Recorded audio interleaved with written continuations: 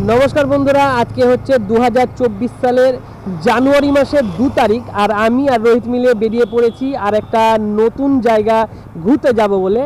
আর এখন বাজে বিকেল, আপনাদের দেখিয়ে দিই কটা বাজে। রোহিত দিয়ে ফোনটা, এখন বাজে বিকেল 3:15 আর আমরা বেরিয়ে যাচ্ছি আজিমগঞ্জের পথে। আর সেখানে গিয়ে আমরা আপনাদেরকে চার বাংলা মন্দির আর জোর বাংলা মন্দিরটাকে ঘুরে দেখাবো আর আমরাও দেখব। যদিও আমি চার বাংলা মন্দিরটা আগে দেখেছি কিন্তু রোহিত দেখেনি, তো দুজন মিলে যাব আর পুরো দিনটাকে এনজয় করব। কি করব না করব পুরোটাই আপনাদেরকে দেখাবো। এখন আমি একটা রাস্তার ধারে নেমেছি, একটু দাঁড়াবো, আপনাদের সঙ্গে কথা বলবো বলে। বাড়িতে আমি কথা বললাম না আপনার সঙ্গে, বাড়ি থেকে বেরোনোর পরেই কথা বলছি। এই দেখো, এই দিক ধরে আমরা সোজা চলে যাব আজিমগঞ্জের পথে। আর এই দিকে যদি যাই তো আমরা বাড়ি যাব, অর্থাৎ বাড়ি থেকে আমি এলাম, এদিকে আজিমগঞ্জে যাব। আজিমগঞ্জে যেতে হলে আমরা ট্রেন ধরেও যেতে পারি, আবার আমরা এইভাবেও অর্থাৎ গাড়ি নিয়েও আমাদের বাড়ি থেকে সহজেই যাওয়া যায়। যেতে আধ ঘন্টা থেকে 40 মিনিট মতন সময় লাগবে। তো ততক্ষণ পর্যন্ত বাইরের দৃশ্যগুলো তোমরা উপভোগ করো আর আমরা গাড়িতে করে আজিমগঞ্জ পৌঁছে যাই।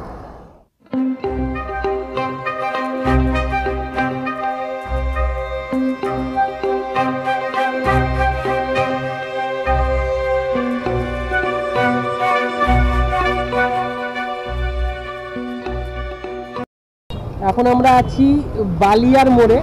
এই দেখো, আমরা পিছন দিক ধরে এলাম। জঙ্গিপুর হয়ে যদি বালিয়ার মোড়ে তোমাকে আসতে হয়, মানে আমাদের বাড়ির রাস্তা ধরে, তো সেদিক দিয়ে এলে এটা হচ্ছে পিছন দিক। আর এখন আমরা যাব এই সোজা রাস্তাতে, এই দিকটা চলে যাচ্ছে মণিগ্রামের দিকে, আর এই দিকে একটা রাস্তা পড়বে। এই দিকে রাস্তা ধরে যদি তুমি যাও তাহলে বালিয়া শ্মশান ঘাট পড়বে। তো আমরা এইদিকে রাস্তা ধরে যাবো না, এদিকেও যাবো না, আমরা চলে যাব এই সোজা রাস্তা ধরে আর সোজা আজিমগঞ্জের দিকে। তাহলে ভাগ্যে ছিল না দেখা, হ্যাঁ ভাগ্যে না থাকলে কি হবে? তোর জন্যই এলাম ছুটে ছুটে, যে দেখি তোকেও দেখা হবে আর আমার চার বাংলাটাও দেখা হবে। চার বাংলা দেখাই তো হলো না, কি করবি এখন? আমরা এইমাত্র ঢুকে গেলাম চার বাংলা মন্দিরের কাছে আর এসেই দেখলাম মন্দিরটা বন্ধ হয়ে আছে। এখন ঘড়িতে বাজে 4:03 আর আবহাওয়াটা তো খুবই সুন্দর, সেই ব্যাপারে কোনো কথাই হবে না। কিন্তু ঠান্ডাও খুব রাস্তাতে, কারণ আমাকে রীতিমতন গ্লাভস পরে আসতে হলো এবং গলায় মাপটা নিয়েছি, তা সত্ত্বেও কিন্তু হাওয়া ঢুকছে।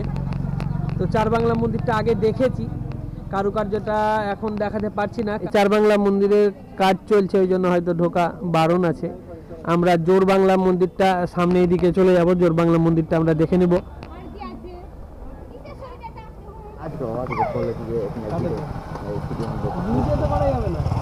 ভিডিও কাজ করতে গেলে ভিডিও করা যাবে না বলেছে, এখানে কাজ করতে গেলে ভিডিও করা যায় না। কিন্তু যদি ভিতরটা দেখাতে পারতাম, খুব সুন্দর সত্যি। সামনের দিন যখন আসবো তখন একটা পারমিশন নিয়ে আসবো আমি বহরমপুর থেকে, আর তারপরে যারা ঢুকে আপনাদের দেখাবো পুরো জায়গাটা। খুবই সুন্দর কারুকার্য, আগেবারও আমি দেখিয়েছিলাম, কিন্তু এবার কিছু একটা কাজ করছে। যাই হোক, হয়তো যেগুলো খারাপ হয়ে গেছে, যেসব টেরাকোটার কাজগুলো, সেইগুলো ঠিক করছে। তো সেইগুলো ঠিক করুক, তারপরে আবার আসবো, দিয়ে দেখাবো আপনাদেরকে আবার। এটা হচ্ছে চার বাংলা মন্দিরের ঠিক সাইডের দিকটা। এখানে ছেলেপেলেরা সব ক্রিকেট খেলছে, বিশাল বড় একটা গ্রাউন্ড আছে এর সামনে, তো জন্য খেলছে ছেলেপেলেরা। আর এর সামনেই দেখো একটা বিশাল বড় আর একটা মন্দির আছে। এই মন্দিরের কারুকার্য কিন্তু এখনো পুরোপুরি নষ্ট হয়নি। হ্যাঁ, এই মন্দিরটা সত্যি, এই মন্দিরটা দেখতে ভালো। এটা একটা পদ্মকে উল্টো করে রাখা আছে, এরকম ভাবেই ওপরের ডিজাইনটা তৈরি করা আছে। আর এই জায়গাটা খুবই সুন্দর। এটা হচ্ছে রানী ভবানীশ্বর মন্দির নামে পরিচিত, কারণ রানী ভবানী বলে এই শিব মন্দিরে এসেই উনি শিবের ধ্যান করতেন। ওপরে একটা ত্রিশূলও লাগা আছে, তোমরা নিশ্চয় দেখতে পাচ্ছ। আর সামনে হচ্ছে রাজরাজেশ্বরী মন্দির। দেখি আজকে খোলা পাওয়া যায় কিনা রাজরাজেশ্বরী মন্দিরটা। আগেবার এসেছিলাম কিন্তু জোর বাংলা মন্দিরটা দেখা হয়নি, এবার জোর বাংলার মন্দিরটা দেখি আর রাজরাজেশ্বরী দেখি ভিতরে খোলা আছে কিনা। রাজরাজেশ্বরী মন্দিরটা দেখার আমার খুবই ইচ্ছা, এবং রাজরাজেশ্বরী ঠাকুর এখনো পর্যন্ত আমি আগে কখনো দেখিনি। এখন আমার পিছনে দেখতে পাচ্ছেন যে আরও দুটি শিব মন্দির আছে, যেগুলো ভগ্নপ্রায় অবস্থায় পড়ে আছে। আর পিছনেই হচ্ছে আমার রাজেশ্বরী মন্দির, এটি হচ্ছে রাজেশ্বরী মন্দির। আর এগুলো শিব মন্দির, এগুলো কিন্তু শিব আছে কিনা বলতে পারছি না, এবং পুরো ভগ্নপ্রায় অবস্থা।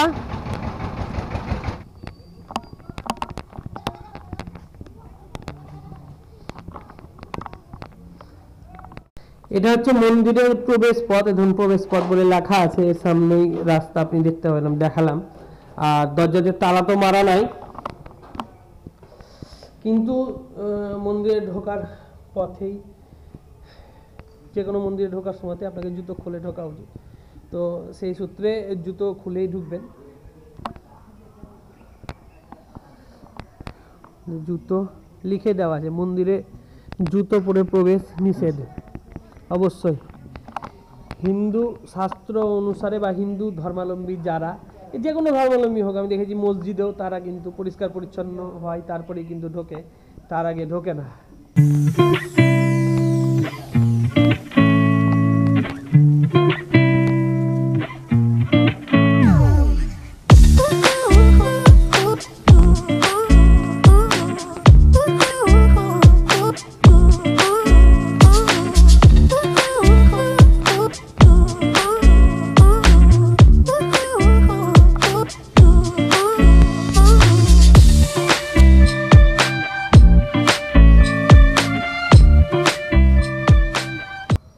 রাজরাজেশ্বরী মন্দিরের ভিতরে ঢুকেছিলাম, কিন্তু সেখানে ভিডিওগ্রাফি বা কোনো রকম ফটোগ্রাফি অ্যালাউড না, তো ওই জন্য আমরা আসলে ফটোগ্রাফি করতে পারলাম না, আর উচিতও না, কারণ বলছে যে ঠাকুরের ফটো নিলে বা ঠাকুরকে প্রতিষ্ঠা করলে তাকে পুজো করতে হয়, তো সেই সূত্রে আমরা যেখানে মানা করা হয়ে থাকে সেসব জায়গাতে আমরা ভিডিও বা ফটো তুলি না।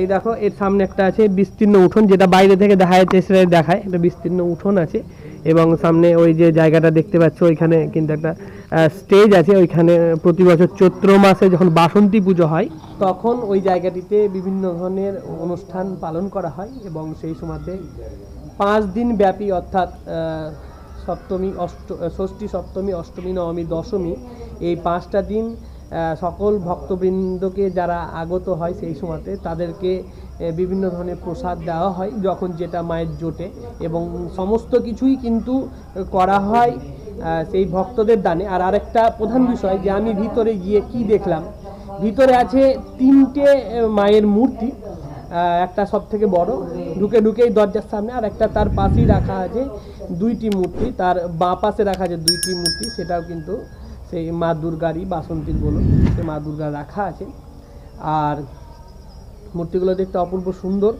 আর তার পাশে রাখা আছে মদন মোহনের ছবি, মা দুর্গারই মন্দির।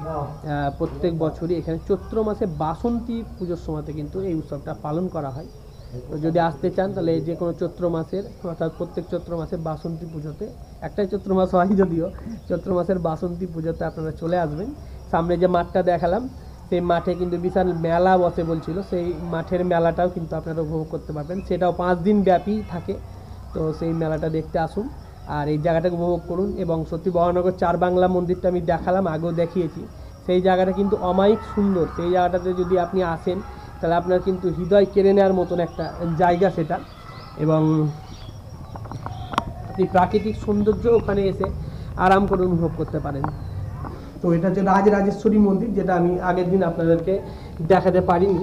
এখন আমরা এই সামনের রাস্তা ধরে প্রায় 1 কিলোমিটার পর্যন্ত চলে যাব, আর সামনে আছে জোর বাংলা মন্দির, সেটি হচ্ছে রানী ভবানীরই তৈরি করা সেই জোর বাংলা মন্দিরটা। আসলে সেখানে 2টো বিল্ডিং আছে, এবং 2টো বিল্ডিং একে অপরের সঙ্গে লেগে আছে, তো সেই জন্য জায়গাটার নাম বা সেই বিল্ডিংটার নাম বা সেই বাংলাটার নাম হচ্ছে জোর বাংলা মন্দির, যেহেতু ওখানে আগের মন্দিরটা আমরা দেখালাম 4 বাংলা, মানে 4টি বাংলা, 4টি বিল্ডিং আছে, আগেরটাতে কিন্তু জোর বাংলা মানে হচ্ছে যে 2টো আছে। এতক্ষণ আমরা ছিলাম 4 বাংলা মন্দিরের কাছে এবং রাজরাজেশ্বরী মন্দিরের কাছে, সেখান থেকে আমরা চলে এলাম এই সামনের রাস্তা দিয়ে, আমরা এলাম এই রাস্তা দিয়ে, এসেই মাত্র 200 থেকে 300 মিটার এলেই আপনি পেয়ে যাবেন এই জোর বাংলা মন্দির। আর এখন ঘড়িতে বাজে ঠিক 4:30, তো এই 4:30-এই আমরা চলে এসেছি এই জোর বাংলা মন্দিরে। আর এই দেখুন, এই সামনে হচ্ছে জোর বাংলা মন্দির, আমি বলছিলাম নিশ্চয়ই এখানে 2টো বিল্ডিং আছে, এই জন্য এই জায়গাটার নাম জোর বাংলা মন্দির। তো এটিও সেই রানী ভবানীরই তৈরি করা সেই জোর বাংলা মন্দির। ভাগনা কি করছিস, পড়ছিস নাকি?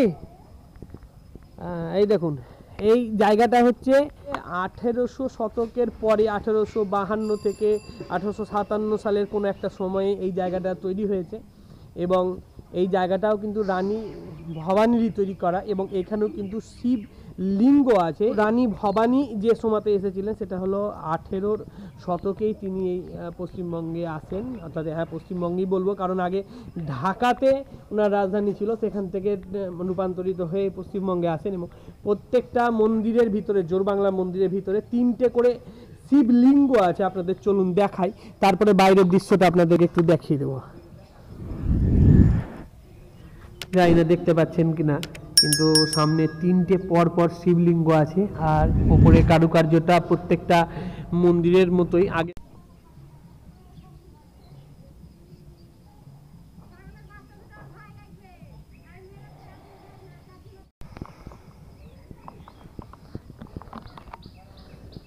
মন্দিরের চারপাশটা এরকম বেড়া দিয়ে ঘিরে রাখা আছে এবং এখানেও কিছু একটা ছিল সামনে, এখানে এখন কি আছে কি ছিল সেটা তো আমি বলতে পারছি না, কিন্তু ভাঙাচোরা। এখানেও মনে একটা মন্দির ছিল মনে হয়, এখানেও শিব মন্দির ছিল, কিন্তু শিব মন্দিরটা এখন ভেঙে গেছে। শিব মন্দিরটা এখন যেটা আছে এটা হলো এর সামনের দিক, আর সামনের 3টে দুয়ার আপনাদেরকে যেটা দেখালাম সেই দুয়ারটা হচ্ছে এই দিকে, আর এই দিকে কি আছে আমরা এক্ষুনি যাবো, কিন্তু তার আগে আমরা এই মন্দিরের উপর যে কারুকার্যগুলো দেওয়া আছে সেই কারুকার্যগুলো একটু ভালো করে বিস্তৃত করে দেখে নিই।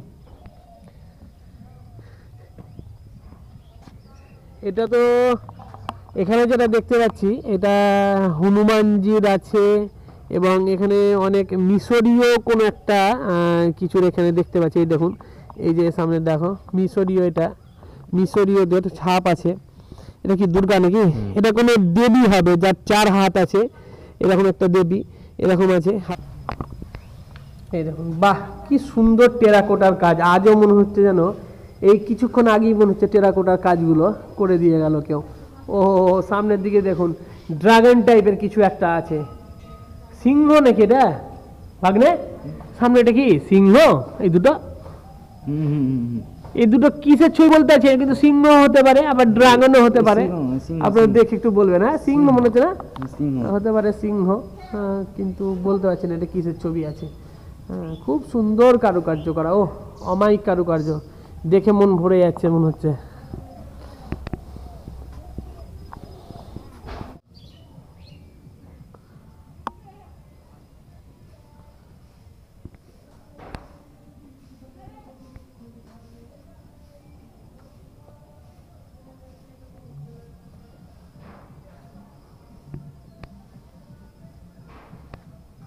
পুরাতন মন্দির মসজিদ দেখতে আমাকে খুব ভালো লাগে।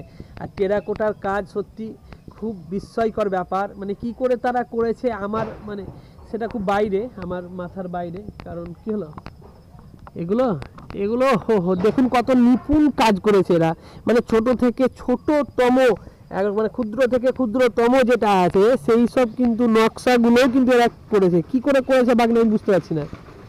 হ্যাঁ আমি আসলে কোনোদিন টেরাকোটার কাজ স্বচক্ষে দেখিনি, কিন্তু আমার ইচ্ছা আছে একবার আমি টেরাকোটার কাজ দেখব। কোথায় সেই টেরাকোটার কাজ হয় আমাদের পশ্চিমবঙ্গে সেটা বলে জানাবেন আমাদেরকে। আমি জানি বাঁকুড়া টেরাকোটার কাজের জন্য বিখ্যাত, কিন্তু আমার বাড়ি যেহেতু মুর্শিদাবাদ এলাকাতে, তো সেহেতু মুর্শিদাবাদের যদি কোথাও এই টেরাকোটা কাজ হয় তাহলে অবশ্যই আপনারা কমেন্ট করে জানাবেন, আমি কিন্তু সেই জায়গাটিতে যাব। ও সত্যি আমার কিন্তু জায়গাটা খুব সুন্দর লাগছে, অমায়িক একটা জায়গা। আমার মনে হয় যে এই যে আশেপাশের যে পাঁচিরটা আছে, এইটা যদি মানে যে বেড়াটা আছে এটা যদি পাঁচির দিয়ে ঘেরা হয় আরও সুন্দর হবে। এবং মানুষে এই জায়গাটার ব্যাপারে অতটা জানে না, কারণ আমি যখন আগেও এসেছিলাম মাকে সঙ্গে করে নিয়ে, আগের ভিডিওটা যদি আপনি দেখেন আমার আই বাটনে দেওয়া আছে, সেখানে চার বাংলাটাকে আমি খুব ভালো করে দেখিয়েছি। সেই জায়গাটা দেখলে বুঝতে পারবেন যে আমি এই জায়গাটাতে আগে আসিনি, আমার প্রথম আসা।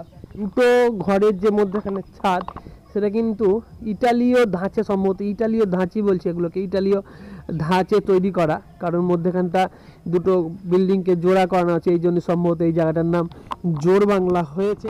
চাপা রে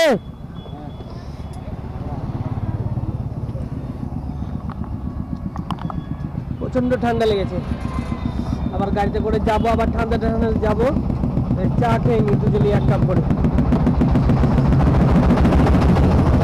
চা দাও দুটো।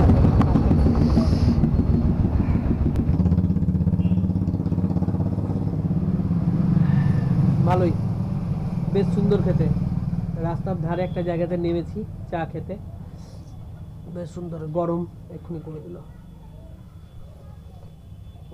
শীতের সময়তে একটু চা কফি না হলে হয় না। চাটা কমই খাই, কফিটা একটু বেশি খাই। কফি বেশি খাবেন না কিন্তু আমি খাই বলে, কারণ কফি যারা বেশি খায় তাদের লিভারের সমস্যা হয়, তাদের লিভারটা কিন্তু খারাপ হয়ে যাবে খুব তাড়াতাড়ি। তাই কফি খাওয়াটা অ্যাভয়েড করবেন আর চা খাওয়াটা বেশি করে ধরবেন। কফি খাবেন না কেন, খান, কিন্তু খুব শীত করলে হয়তো 1 কাপ খেলেন একদিনে, তার থেকে বেশি না, নাহলে কিন্তু আপনার লিভার খারাপ হয়ে যাবে। আপনারা যদি আসবেন মনে করেন আজিমগঞ্জে ট্রেনে এসে আজিমগঞ্জে নামবেন, আপনারা হাওড়া থেকেও আসতে পারেন, সেটা মালদা থেকেও আসতে পারেন। মালদা এবং হাওড়া থেকে যদি ট্রেনের টাইমগুলো বলেন তাহলে আমি ট্রেনের টাইমের এই লিস্টগুলো এখন যেগুলো দেখাচ্ছি সেগুলো দেখে আপনি চলে আসতে পারেন এই জায়গাটিতে। আমি বলবো একটু সকাল সকাল আসুন, কারণ সকাল সকাল এলে আপনি জায়গাটা আনন্দ উপভোগ করতে পারবেন এবং আপনার অনেকটা সময় লাগবে এই জায়গাটার যে টেরাকোটার কাজ এগুলো দেখতে। এখানে রানী ভবানী কিন্তু প্রথমে এখানে এসে তার বিভিন্ন শিব মন্দিরগুলো তৈরি করেন এবং এই জায়গাটাকে একটা উদ্বুদ্ধ সমৃদ্ধশালী জায়গা তৈরি করেন এবং বলা হয় যে পুরাতন দিনে এই জায়গাটা পশ্চিমবঙ্গের বা মুর্শিদাবাদের বারাণসী নামে খ্যাত ছিল, কারণ এখানে কাঁসা শিল্প সেই সময়তে খুব বিখ্যাত ছিল, জনপ্রিয় ছিল। এখন কি আছে আমি বলতে পারবো না। এখন আমরা বাড়ি চলে যাই, আবার সামনের দিন একটা অন্য কোথাও আমরা দুজন মিলেই যাব। সেই জায়গাটা একটু আপনাদের কাছে অজানাই থাক, কারণ সেটাও একটা বলে দিই, ঠাকুরের জায়গায় যাব, ব্যাস এটুকু শুধু বলে দিলাম। কোন জায়গায় যাব আপনারা গেস করে নিন, আর আপনাদের যদি কোনো কমেন্ট থাকে যে এখানে যাও তাহলে আপনারা কমেন্ট করে জানাতে পারেন। আর সবশেষে যদি ভিডিওটা ভালো লাগে এবং আমাদের এরকম টাইপের ভিডিও আপনারা দেখতে চান, ঘুরে বেড়ানোর ভিডিও এবং কোথাও গিয়ে সেই জায়গাটা সম্পর্কে বিভিন্ন তথ্য ছোটোখাটো জানতে চান এবং কতটা ভালো লাগছে এই ভিডিও সম্পর্কে যে কোনো মতামত আপনাদের আমাকে জানানোর থাকে তাহলে অবশ্যই জানান, আমার কমেন্ট বক্সে লিখে জানান, কিংবা আমার মেল আইডি দেওয়া থাকলো ডেসক্রিপশান বক্সে, সেখানে গিয়ে জানান।